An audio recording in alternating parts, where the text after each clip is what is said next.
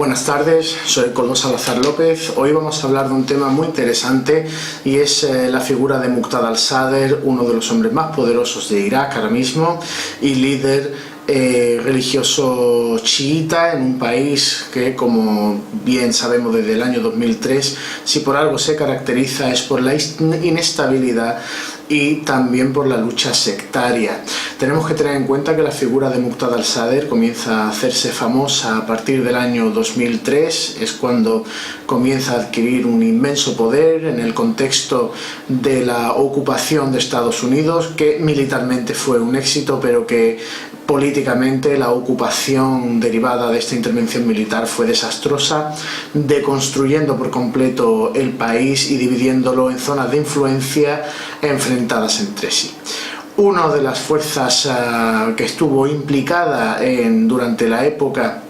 de la ocupación de Estados Unidos en Irak fue la fuerza del ejército de al-Mahdi, brazo militar del grupo político Movimiento Sadr, que estaba controlado por Muqtada al-Sadr y que se encontraba enfrentado tanto a los Estados Unidos. De hecho, en el año 2004 los estadounidenses cercaron el barrio de Sadr City, la antigua Saddam City, un barrio en los suburbios de Bagdad con una población de clase media y media baja, que se convirtió en el vivero chiita de Muqtada al-Sadr y también en un centro de reclutamiento para esta milicia que se enfrentaba a los Estados Unidos. De hecho,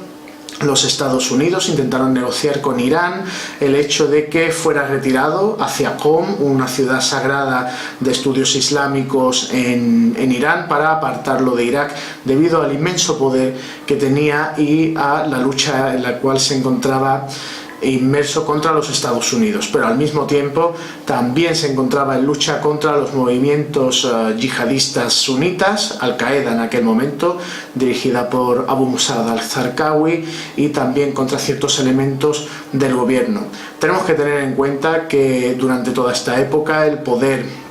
de Muqtada al-Sadr es impresionante. Concretamente en el año 2007 se propone derrocar al gobernador de Basora, cosa que no logra, y durante una década, concretamente hasta el año 2014, su poder es bastante importante, pero con el paso del tiempo comienza a debilitarse debido a las luchas intestinas entre diferentes líderes chiitas, concretamente contra el ayatolá Sistani, debido a su necesidad y a su interés por controlar toda la facción chiita de Irak y así poder contener el poder en un país cuyo 60% de los habitantes son chiitas y el 40% sunitas, lo cual el control de toda esta población le permitiría convertirse en el líder o en la persona más importante de Irak.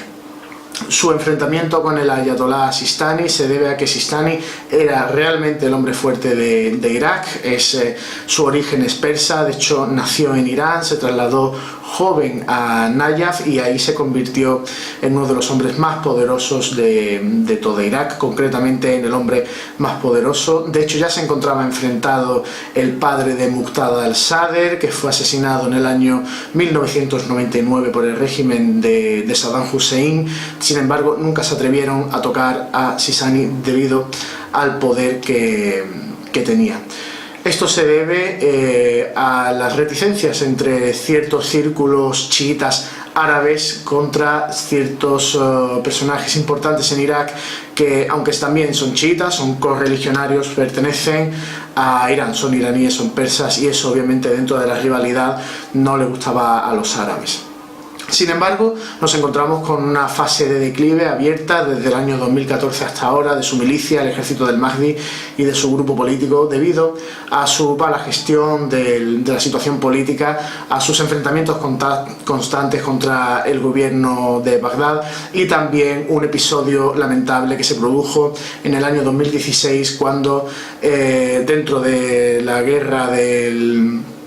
contra el Daesh no dudó en paralizar el país organizando manifestaciones y provocando que los manifestantes asaltaran el barrio político y lograran penetrar y ocupar durante varios días el parlamento iraquí por parte de sus partidarios, ¿no? Lo cual obviamente se evidenció su carácter agresivo a la hora de obtener el poder, pero al mismo tiempo también su ineficiencia política, debido a que su milicia, que antaño se había destacado en la lucha contra el Estado Islámico, contra Al-Qaeda y también contra los Estados Unidos, se vio en aquel momento totalmente eclipsada por las milicias chiitas iraquíes independientes y también por el Kataeb Hezbollah. En ese momento, en el momento en el cual Hezbollah se hace fuerte en Irak, queda claro abiertamente de que el poder de Muqtada al-Sadr está empezando a ser contestado, concretamente desde las bases y desde el apoyo a los grupos que están luchando contra el Estado Islámico, dentro del contexto más amplio de la guerra en Oriente Medio contra los radicales islamistas, que también se estaba dando en Siria y también en Irak. Lo que ocurre en ese momento es que el declive del poder de Muqtada al-Sadr contrasta también con su interés de acercarse a Arabia Saudí, un estado abiertamente enemigo no solo de Irán en particular, sino de los chiitas en Irak en general. Recordemos que el 40% de los sauditas son chiitas, pero que se encuentran en un régimen de apartheid, y también Muqtada al-Sadr decide acudir hacia ello por varias razones. En primer lugar, entendiendo que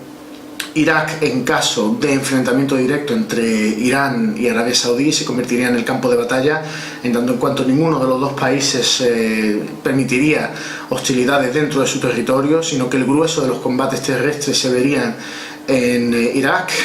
arrastrando a las diferentes milicias sunitas, chiitas y más tarde los kurdos a una contienda, terminando ya por destruir el país mesopotámico, y eso Muqtada al-Sadr no lo quiere permitir, de tal manera que decidió intentar convertirse en el único enlace entre Irán y Arabia Saudí, aprovechando frente a los sauditas su tipo racial, es árabe, y con los persas, con los iraníes, su tipo religioso, que son chiitas, entendiendo que los saudíes iban a recelar de una persona iraní chiita y los chiitas de Irán iban a recelar de un árabe sunita, de tal manera que él consideró que aunaba las dos realidades. Por un lado era árabe, lo cual podría resultar cómodo para los saudíes, y por otro lado era chiita, lo cual podría ser también cómodo para los iraníes. Sin embargo, eso no gustó para nada a Irán, entendiendo que lo que buscaba Muqtada al-Sadr era donaciones, ayudas económicas para reconstruir el país, lo cual ese mérito iba a ser utilizado por parte de Muqtada al-Sadr para reforzar de nuevo su posición, sobre todo entre las clases más bajas y en las regiones devastadas por la guerra, y por otro lado eso iba a abrirle la puerta a una penetración saudí en Irak, que es una zona estratégica para Irán, es una zona de vital importancia, incluso de supervivencia, y obviamente desde el año 2003 que Irán tiene una amplia influencia en el país, no va a tolerar que Arabia Saudí le arrebate ese tan importante enclave estratégico, de tal manera que Irán ha comenzado una operación propagandística y una operación enfocada a retirar los apoyos a Muqtada al-Sadr, a sangrarle tanto en el ámbito militar, transfiriendo el máximo número posible de combatientes o de futuros reclutas de su movimiento, el ejército del Mahdi. No se ha destacado en la guerra contra el Estado Islámico, lo cual eso está siendo aprovechado por Irán para transferir reclutas y futuros milicianos, y también milicianos de los cuadros de la organización, hacia otras milicias, Kataeb Hezbollah, o hacia otras milicias chiitas regionales, también de menor importancia, pero bajo la influencia de Irán también de la misma manera, y también les están sangrando políticamente, en tanto en cuanto Irán está demostrando, en primer lugar, que Muqtada al-Sadr lo único que quiere es el poder en Irak, en primer lugar, y en segundo lugar, que es un gestor inválido debido a que ha sido incapaz de controlar el poder durante estos años y que ha tendido siempre a las luchas intestinas, ¿no? De tal manera que esto está siendo sangrado y está siendo canalizado concretamente hacia las posiciones de Nuri al-Maliki, y nos encontramos con esa realidad, ¿no? De tal manera que la situación comienza a ser complicada para Muqtada al-Sadr debido a que ha intentado buscar aliados en muchos lugares y ahora mismo no tiene aliados en casi ningún frente, ¿no? Simplemente aliados circunstanciales, teniendo en cuenta que también Irán está reforzando mucho la posición del Ayatollah Sistani, que ahora mismo es el hombre más importante chiita de Irak y que también controla a través de los chiitas la presidencia del país. De tal manera es muy interesante lo que está ocurriendo ahora mismo en Irak, las luchas intestinas entre chiitas, sunitas y kurdos, y también las luchas intestinas dentro de los chiitas y el papel de Muqtada al-Sadr dentro de todo este contexto global de lucha regional y de aliados interpuestos. Espero que les haya gustado mucho esta exposición corta pero al mismo tiempo profunda, en la cual hemos abordado este tema tan interesante, y les espero en el próximo vídeo. Hasta luego.